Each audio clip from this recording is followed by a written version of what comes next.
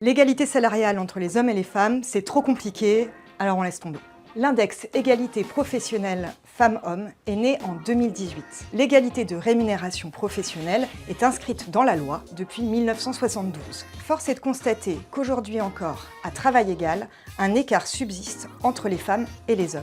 C'est dans ce contexte que la loi du 5 septembre 2018 pour la liberté de choisir son avenir professionnel a mis en place un index égalité professionnelle femmes-hommes qui oblige les entreprises à des résultats. Avant le 1er mars de chaque année, les entreprises assujetties à cet index ont une obligation de publication de ce résultat sur leur site internet et auprès des différentes parties prenantes. L'index égalité professionnelle femmes-hommes est calculé autour de 5 critères. L'écart des rémunérations, l'écart de répartition des augmentations, l'écart de répartition des promotions, le nombre de personnes ayant été augmentées après un retour de congé maternité, le nombre de personnes qui figurent en sexe sous-représenté, qui font partie des 10 plus hautes rémunérations dans l'entreprise. Sur la base de ces 5 critères, nous obtenons un score de 100. Les entreprises assujetties au calcul de cet index ont obtenu une moyenne de 88%, ce qui masque grandement les disparités encore existantes au sein des entreprises et des organisations. Soyons honnêtes, l'indice égalité professionnelle femmes-hommes aujourd'hui,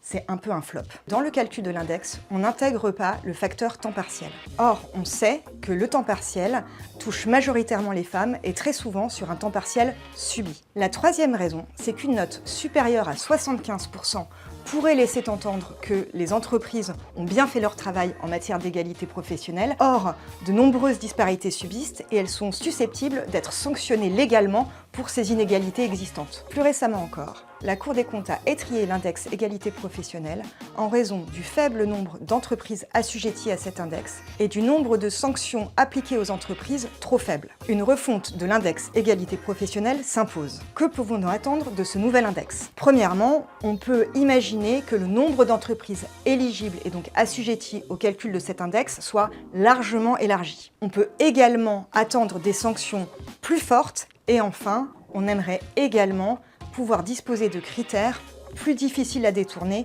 car on sait qu'aujourd'hui, les entreprises ne jouent pas tout le jeu de la même manière. La transposition de la directive européenne sur la transparence salariale va véritablement donner un coup de boost à l'index égalité professionnelle.